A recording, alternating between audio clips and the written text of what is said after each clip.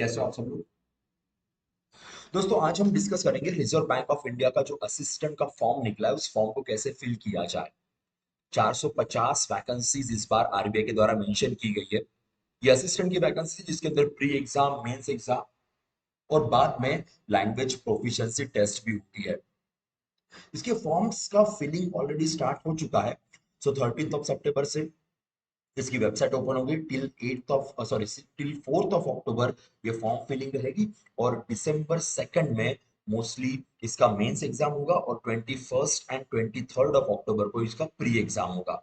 Obviously ये tentative dates, इन dates में कुछ बदलाव हो सकते हैं। याद रखिए 21 अक्टूबर and 23 October will be the preliminary exam and the mains will be in the month of December, 2 December point mention किया गया है रिजर्व बैंक ऑफ इंडिया की तरफ से।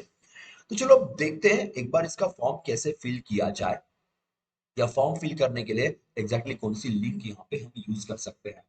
तो थोड़ा सा मैं ऊपर जाता हूँ। यहाँ पे आप देख सकते हो कि लिंक, यहाँ पे आरबीआई की भी लिंक मेंशन की गई है। पर यहाँ से आपको जो पीडीएफ में आपको दिखा रहा हूँ वही आपको दिख जाएगा। फॉर्म फिल करने के लिए कहाँ जाना है, तो यहाँ पे आप recruitment for the post of assistant, यहाँ पे भी आप डायरेक्टली क्लिक कर दोगे तो एक लिंक ओपन हो जाएगी।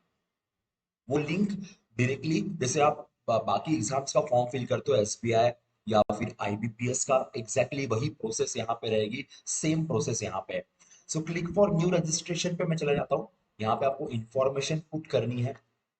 So you can put your information over here. चलो हम यहाँ पे जस्ट हाइपोथेटिक नेम डाल देते हैं जिसके थ्रू हम ये फॉर्म फिल करेंगे। ओके,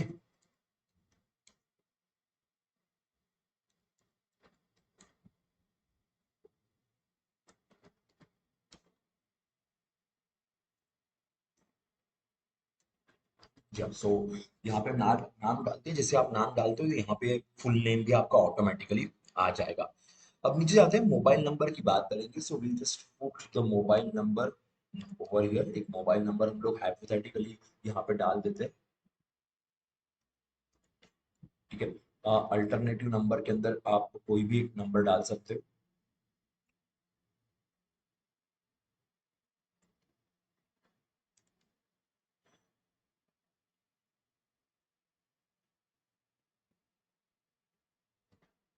ओके, सो ये हमने यहाँ पे नंबर डाल दिया। ईमेल आईडी, एक काम करते, एक ऐसा ईमेल आईडी डाल देते ताकि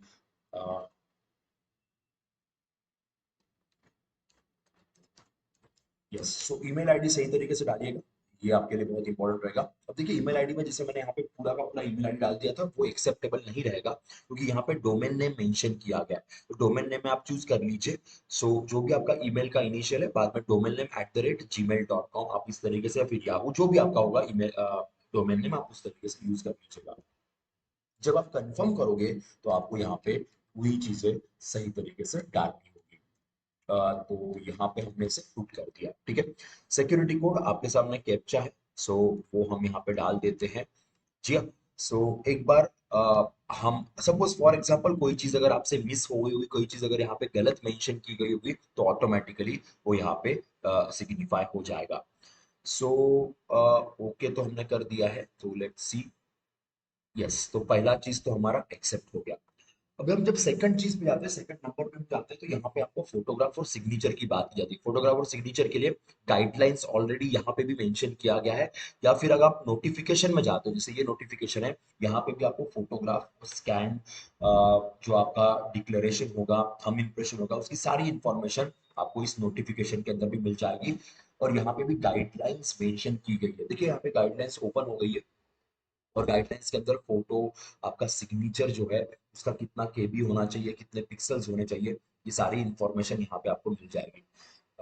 शायद थोड़ा सा ओपन होने के लिए वक्त लगता है ड्यू टू इंटरनेट इश्यूज। या फोटोग्राफ 4.5 सेंटीमीटर टू 3.5 सेंटीमीटर, ये पॉइंट यहाँ पे मेंशन किया गया। साइज जो है 20 KB टू 50 KB का चाहिए। सेम लेफ्ट थंब इम्प्रेशन की बात करें तो वो 140 टू 60 पिक्सल के अंदर है। उसका भी अगर साइज देखा जाए तो 20 KB टू 50 KB की यहाँ पे बात की गई है। Then signature and left thumb impression and यहाँ पे हैंड रिटन डिक्लेरेशन। सो अगर थंब इम्प्रेशन की बात करें तो 20 KB, 10 KB टू 20 KB। अगर हम बात करते हैं when it comes to, sorry ये साइन के लिए 10 KB टू 20 KB, ये थंब इम्प्रेशन के लिए 20 टू 50 KB, और ये है हैंड रिटन डिक्लेरेशन जो 50 टू 100 KB का रहेगा। हैंड रिटन डिक्लेरेशन में क्या लिखना होता है, तो यहाँ पे उन्होंने अपना सारा कॉन्टेक्स्ट मेंशन करके रखा हुआ है। ये कॉन्टेक्स्ट आपको as it is blank paper पे ब्लैक पेन से लिखना है। इसे कैपिटल लेटर्स में नहीं लिखना है, तो आई कॉमा उसके बाद आपका नाम, hereby declare that all the information submitted by me in the application form is correct, true, valid, and I will present the supporting document and when required। तो नॉर्मली जब आपका डॉक्यूमेंट वेरिफिकेशन होता है तो ये हैंड रिटन डिक्लेरेशन के हिसाब से आपको सारे डॉक्यूमेंट्स प्रेजेंट करने पड़ेंगे, ठीक है। तो ये पॉइंट याद रखिएगा, ये ऑलरेडी वहां पे मेंशन है। चलो वापस फॉर्म की तरफ आते हैं। तो हम एक फोटो एट रैंडम यहाँ पे चूज कर लेंगे एंड उस फोटो को यहाँ पे डाल देते हैं। जी, सो हम यहाँ से एक फोटो चूज कर लेते हैं, ठीक है। सो ये फोटो यहाँ पे आपका अपलोड हो जाएगा, ठीक है। फोटो अपलोड होने के बाद आप फिर नीचे आके सिग्नेचर को भी अपलोड कर सकते हैं, जो भी आपकी सिग्नेचर होगी। तो वो भी हमने एक ऑलरेडी एक बना के रखा हुआ है। तो हमारे ही एक स्टूडेंट है जो हमेशा हमें इन चीज़ों में सपोर्ट करते हैं, तो उन्हीं के सिग्नेचर्स एंड फोटोज यहाँ पे हमारे पास है, ठीक है। सो इसको हमने कंफर्म कर दिया, अब हम नेक्स्ट जाते हैं। जी हाँ, नेक्स्ट जाने के बाद यहाँ पे फिर आपकी बेसिक इंफॉर्मेशन आएगी। बेसिक इंफॉर्मेशन के बाद फिर आपको क्वालिफिकेशन, एक्सपीरियंस, लैंग्वेजेस जो भी होगा ये। अब सपोज कैटेगरी आपकी SC ST OBC जो भी आपकी कैटेगरी है उस हिसाब से आप डाल दीजिए। हम यहाँ पे जनरल डाल देते हैं, ठीक है। सो कैटेगरी मैंने जनरल डाल दी। अगर OBC है, SC है, तो उसके हिसाब से आपको डॉक्यूमेंट्स भी सबमिट करने पड़ेंगे। EWS है तो उसके हिसाब से भी आपको आपका इस साल का जो इनकम सर्टिफिकेट है वो भी आपको दिखाना पड़ेगा। The person with benchmark disability, अब डिसेबिलिटी अगर है तो बता दीजिए, नहीं है तो आप यहाँ पे नो डाल दीजिएगा। अब देखिए, do you need a compensatory for the time for examination. अगर डिसेबिलिटी है तो उसके लिए ये सारी चीजें होती है कि do you intend to use the service of the scribe. अगर आपको स्क्राइब चाहिए क्योंकि किसी किसी को दिक्कत होती है तो वो स्क्राइब का यूज यहाँ पे कर सकते हैं। Are you person with specific disability covered under this, के सो यहाँ पे भी मैंने नो डाल दिया। ये जो बाकी ऊपर वाले पॉइंट्स है ना, ये ऑटोमेटिकली आपके लिए नहीं रहेंगे। अगर आपने यस लिखा तो फिर ये पॉइंटर्स आपके लिए आ जाएंगे, अगर आपने नो लिखा है तो ये पॉइंटर्स आपके लिए नहीं रहेंगे। यहाँ पे भी देखिए ये पॉइंटर्स भी काम के नहीं। आर यू एक्स सर्विसमैन, अगर आप एक्स सर्विसमैन हो, क्योंकि असिस्टेंट की एग्जाम एक्स सर्विसमैन दे सकते हैं, तो यस लिख दीजिएगा कि बाकी जगह पे आप नो डाल सकते हो। आपने कितने साल सर्विस की हुई है ये पॉइंट यहाँ पे मेंशन करना पड़ता है इन मंथ्स, मंथ्स के एंगल में, ठीक है। Defence personnel kill in the action के, कोई डिफेंस पर्सनल जिनकी मीन्स जिनके ऊपर आपकी फैमिली डिपेंडेंट थी, अगर उनका देहांत होता है तो उस एंगल में भी यहाँ पे फैसिलिटीज अवेलेबल होती है, एक रिजर्वेशन कैटेगरी अवेलेबल होती है, वो भी पॉइंट आपको डालना पड़ेगा। Are you seeking relaxation of widow divorce woman के, नो। सो अगर है तो आप यहाँ डाल सकते हो। तो अगर डिवोर्सी है या फिर विडो है या फिर women judicially separated from the husband who are not remarried, तो आप ये पॉइंट यहाँ पे लिख सकते हो। Are you current staff of RBI, no. अगर है तो ऑब्वियसली यहाँ पे आपका स्पेसिफिकेशन आपको डालना पड़ेगा, जो भी आपका PF इंडेक्स नंबर है वो। एक्स एम्प्लॉय नहीं, के अगर है तो कितने साल सर्व किया है। नेशनैलिटी इंडियन, अदर्स में भी होता है क्योंकि नेपाल एंड बाकी कंट्रीज के लिए अप्लीकेबल होती है चीजें, इसलिए यहाँ पे हमने इंडियन डाल दिया। Select the office you are applying for, के सो आप कहाँ से अप्लाई कर रहे हैं। सपोज फॉर एग्जांपल मैंने मुंबई से अप्लाई किया, अब आप अपने अलग अलग लोकेशन से अप्लाई कर सकते हैं। जो जो भी आपके स्टेट्स या जो भी आपका प्रेफरेंस है वो आपको यहाँ पे पुट करना पड़ेगा, बिकॉज असिस्टेंट की वैकेंसी है तो यहाँ पे स्टेट वाइज या एरिया वाइज आपके लिए एग्जाम रहेगा। महाराष्ट्र के, क्योंकि गोवा एंड महाराष्ट्र के लिए आपको मुंबई वाला रीजन मिल जाएगा। सेंटर फॉर प्रिलिमिनरी एग्जाम, तो मैंने यहाँ पे सेंटर डाल दिया है मुंबई, ओके। मेंस के लिए भी मैंने सेंटर डाल दिया यहाँ पे महाराष्ट्र के, एंड यस सेंटर मेरे पास आ गया आगे मुंबई, ठाणे, नवी मुंबई, ये वाला रीजन मैंने डाल दिया। Are you proficient in the language that is know to read speak, के सो अगर आप उस पर्टिकुलर स्टेट की भाषा जानते हो, के अगर आपने यस लिख दिया तो फिर कोई दिक्कत नहीं, क्योंकि आपको फिर उस तरीके से डॉक्यूमेंटेशन भी प्रेजेंट करने पड़ेंगे कि आप कौन से डॉक्यूमेंट्स, क्योंकि सपोज फॉर एग्जांपल मराठी है, महाराष्ट्र की बात करेंगे तो मराठी है, तो मराठी भाषा आती है नहीं आती है, तो ये भी पॉइंट याद रखिए। तो मैंने यहाँ पे यस डाल दिया, ठीक है। So please choose your proficient language that is known to read, write, speak and understand the language of the state of any of the states falling under the recruiting office। तो वो point ध्यान रखिएगा कौन सी। तो मैंने यहाँ पे मराठी डाल दी, बिकॉज कोंकणी भी होती है, कोंकणी भाषा भी गोवा या फिर कुछ कोंकण का पार्ट है महाराष्ट्र में, वहाँ पे कोंकणी भाषा बोली जाती है। तो इस हिसाब से आप दो में से कोई एक लैंग्वेज चूज कर सकते हो। अगर आप नहीं है, नो करते हो, तो फिर देखिए यहाँ पे नो कर दिया। तो नो करने के बाद फिर कि आप क्योंकि आपकी लैंग्वेज प्रोफिशिएंसी टेस्ट होगी, तो वहां पे फिर आपको थोड़ा सा प्रिपेयर होके जाना पड़ेगा, चीजें थोड़ी सी आपको वर्कआउट करनी पड़ेगी। ऐसा नहीं कि फॉर्म एक्सेप्ट नहीं होगा, फॉर्म एक्सेप्ट हो जाएगा, बट चीजें एलपीटी के वक्त में आपको दिक्कत दे सकती है। अब personal details, date of birth की बात करते हैं, तो चलो हम जस्ट फॉर टाइम बिंग यहाँ पे डेट ऑफ बर्थ डाल देते हैं। ठीक है। ईयर, अब ईयर में आपके पास 1995 से 2003 तक का ऑप्शन यहाँ पे है, ठीक है, क्योंकि उसके हिसाब से ही आपका ये एक्सेप्ट होगा, अदरवाइज एक्सेप्ट नहीं होगा। एज, क्योंकि जनरल कैटेगरी तो रिलैक्सेशन थोड़े से यहाँ पे कम मिलते हैं। जेंडर फीमेल डाल देते हैं। Do you have twin brothers and sisters? No, क्या अगर है तो डालना पड़ेगा। मैरिटल स्टेटस की बात करेंगे तो अनमैरिड। फादर्स नेम, सो फादर्स नेम जो हमने लास्ट टाइम डाला था,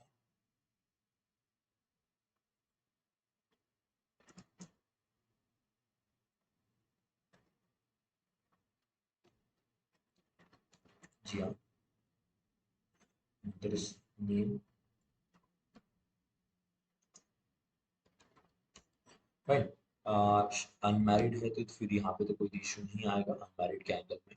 चलो आगे बढ़ते हैं। एड्रेस ऑफ करस्पॉन्डेंट, अब एक एड्रेस डाल देते हैं यहाँ पे हाइपोथेटिक तरीके से।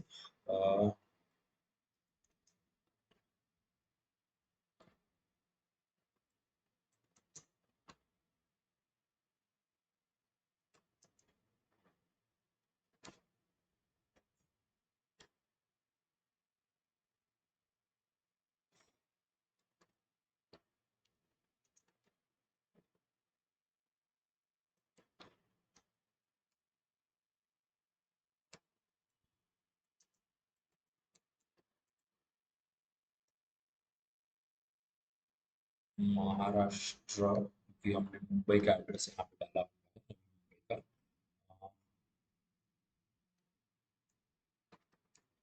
ठीक है, चलो फाइन। तो हमने यहाँ पे जो डिटेल्स इंप्लीमेंट कर रहे थे वो डाल दिया। अगर आपका एड्रेस करस्पॉन्डेंट और परमानेंट एड्रेस सेम है तो सेम डाल दीजिए। अगर आपका एड्रेस अलग अलग है तो आप इसे डिफरेंट एंगल में भी मेंशन कर सकते हैं। ठीक है, चलो। सो ये तो हमने यहाँ पे डाल दिया है।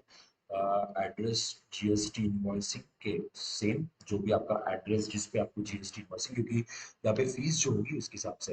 अब आपने यहाँ पे फॉर्म में कुछ पॉइंट्स फिल कर दिए, अगर सपोज कोई पॉइंट मिस हो जाता है तो जब हम वैलिडेट योर डिटेल्स करेंगे तो सारी चीजें वैलिडेट तो हो जाएगी, यहाँ पे सक्सेसफुली यहाँ पे मेंशन किया गया है। अब सेव एंड नेक्स्ट जाते हैं, कुछ अगर रहा है तो ऑटोमेटिकली पॉइंट्स यहाँ पे मेंशन होंगे, तो मेरे ख्याल से आप कुछ रहा नहीं है, आगे बढ़ते हैं। ग्रेजुएशन के तो आप आपका जो भी ग्रेजुएशन आप डाल दीजिए, हम यहाँ पे बीए डाल देते हैं। डेट ऑफ पासिंग मैं एट रैंडम यहाँ पे डेट ऑफ पासिंग चूज कर लिया है। सो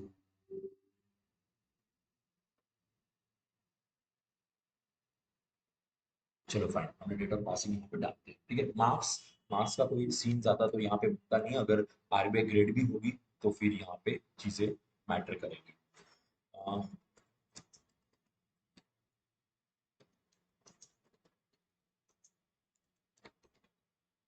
सो क्लास, फर्स्ट क्लास यहाँ पे डाल देते हैं। पोस्ट ग्रेजुएशन नहीं है, अगर होगा तो आपको यहाँ डालना पड़ेगा। प्रोफेशनल क्वालिफिकेशन कोई अगर आपने किया तो वो आपको मेंशन करना पड़ेगा। और भी कोई डिग्री या डिप्लोमा आपके पास है तो आप यहाँ पे डाल सकते हो।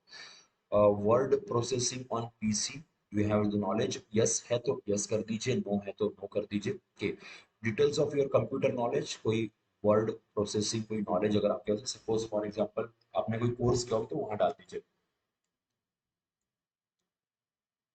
सो ये महाराष्ट्र का एक कोर्स होता है, बस उसका नाम यहाँ डाल दो, जो भी कोर्स आपने किया आप यहाँ डाल सकते हो। अगर आपका वर्क एक्सपीरियंस है तो वर्क एक्सपीरियंस यहाँ पे डालिए, कहाँ पे आपने जॉब किया है, वो सारी इन्फॉर्मेशन आपको यहाँ पे डालनी पड़ेगी। आपका नेचर ऑफ ड्यूटी कैसा था, सो यू कैन मोर। यहाँ पे आप ऐड मोर भी कर सकते हो, इफ यू वांट टू, क्योंकि आपने बहुत जगह काम किया होगा, तो आप ये भी चीजें यहाँ पे ऐड कर सकते हो। ठीक है, लैंग्वेजेस, अब लैंग्वेजेस में हम डाल देते हैं, फॉर एग्जांपल यहाँ पे मैंने मराठी डाल दिया, कि यहाँ पे इंग्लिश डाल दिया, और यहाँ पे हिंदी। अब जो भी जिस एरिया से आप फॉर्म फिल कर रहे हो उसके हिसाब से रहेगा।